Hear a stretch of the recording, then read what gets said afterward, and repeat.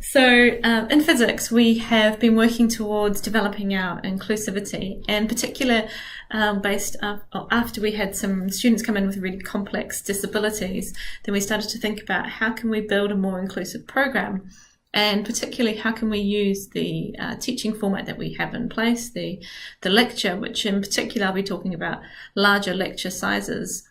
How can we use that format and how can we adapt it to become more inclusive? So these are kind of 5 practical tips that I have and how I've managed to develop some of my teaching personally. So some of these ideas come from Universal Design for Learning, and what the idea behind UDL is that it's looking at how can we be the most inclusive in our practice in sort of different ways. How can we present information in ways that include everyone?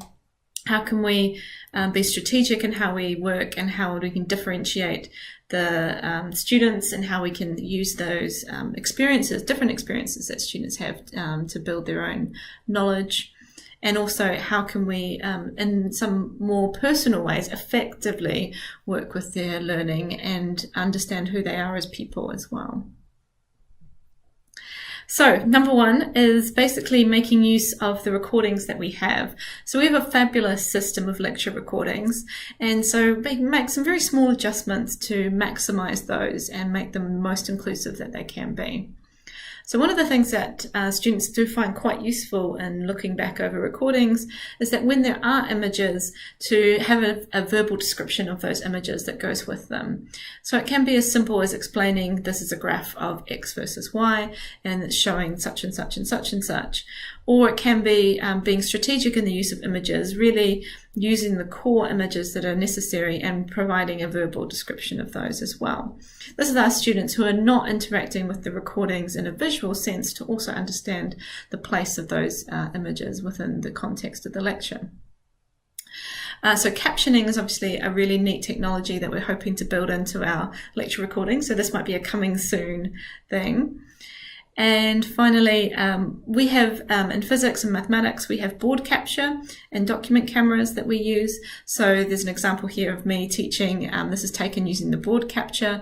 So these are cameras that zoom in on the correct board when you're writing on them, and they produce the images in sufficiently high resolution. So students can review the writing that you're doing on the boards as you are doing them. And rooms that don't have board capture, document cameras are effective at doing this as well. So in terms of the other resources that we provide, there are a few small things that we can do to help make those resources as inclusive as possible.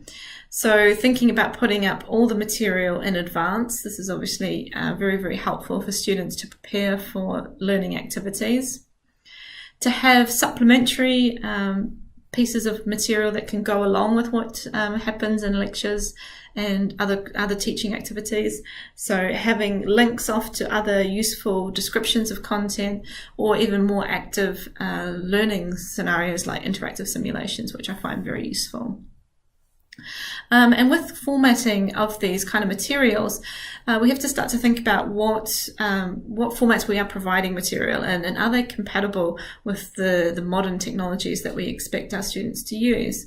In particular, we're very aware that students are often using text-to-speech software. So there are particular formats that work well with text-to-speech and particular formats that don't. And for us in physics, we've found the best way to represent the lecture notes, if they have very equation-dense lectures, is actually to work in LaTeX. But that Microsoft Word does work well for everything apart from equations as well.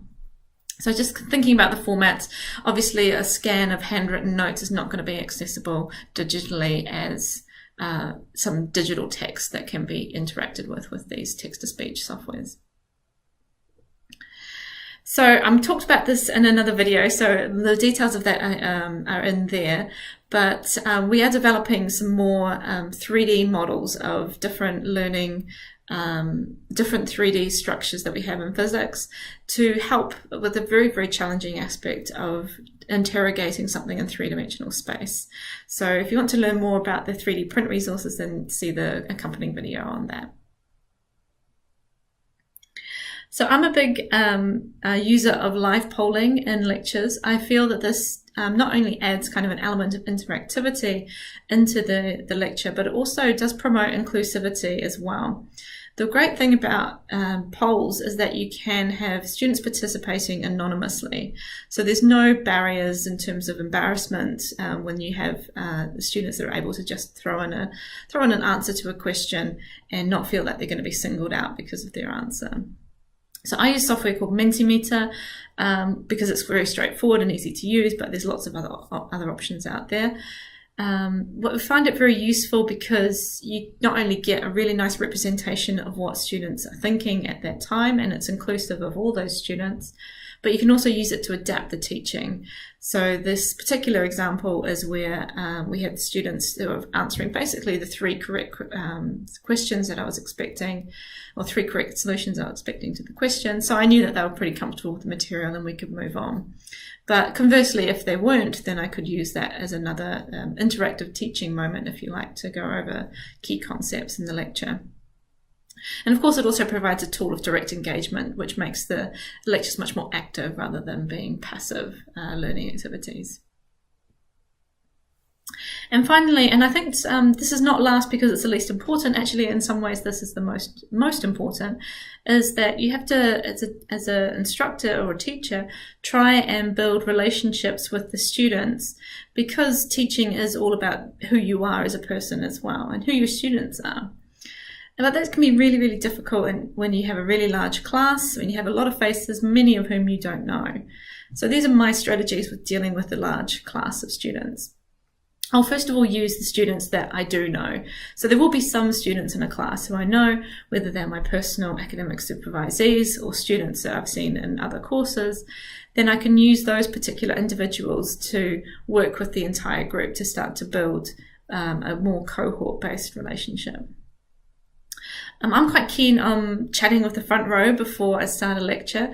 This kind of not only provides interaction with the students who I am talking to, but it provides a model of that I do care about individuals in a classroom. So even students who are sitting at the back will recognize that I'm interacting with them, and starts to break down this kind of fourth wall, if you like, of teaching. Displaying an awareness of the different backgrounds of students is really important, because students come from all sorts of places, and it's very easy to assume that we've got a uniform group sitting in front of us. But of course that's not the case. So even that simple things like acknowledging that students are on different programs and so may not have had the same pre or post teaching structure as, say, the bulk of students in a lecture is quite useful, because it does make sure that those students do feel included, and they know that you know that they're there, which is really nice. So challenging bias is really important. So for example, in physics, we have quite strong gender bias. So it's important that we acknowledge that is the case. We're aware of it and use examples. So for example, when we discuss historical figures, it's important to recognize that these people may not be the people who did all the work. We have a lot of for example, scenarios whereby we have men who publish research, but actually that research was backed up by a lot of women who did a lot of work in physics, particularly around the beginning part of the last century. So it's starting to challenge that bias and acknowledge those people, which makes the whole classroom feel more included, because everybody is part of that. And finally, I want to acknowledge the diversity in the classroom. So I teach a first year course, which is the first introduction to astrophysics that students see. And students come into that classroom with a huge range of background knowledge in the subject. So anything from doing an EPQ in astrophysics, which obviously they're going to have a lot of knowledge and a lot of reading and a lot of personal interest in the topic, all the way down to students on physics programs who might have just thought, actually, that sounds like a really interesting option, and not really had a lot of time to think about astrophysics before. So one of the things I do in the first lecture is I introduce this poll whereby I get students to rank their prior knowledge in the subject and also their willingness to learn more about the topic. And it's not shown in this diagram, but when you hover over the result in Mentimeter, you actually get this nice splay, and you can see there's a huge diversity in prior knowledge. And I show this to the students, and I think that's really important because it's saying to them, look, I know that there are people who are really have had a lot of experience of astrophysics, and I know that there are people that have just really started to learn now in this classroom. And I think telling the students that you know that makes all the students feel included in that program from then on. Of course, what's really nice to see is that almost all the students are really keen to learn more, which is also nice to acknowledge. So I'm hopefully that you'll be able to find some usefulness in some of these tips. These are just my personal reflections and things that I do in the lectures. There's lots more things, and I'm learning more all the time. So do feel free to get in contact with me and chat more about inclusive teaching practice that can therefore build a nice inclusive learning environment for students.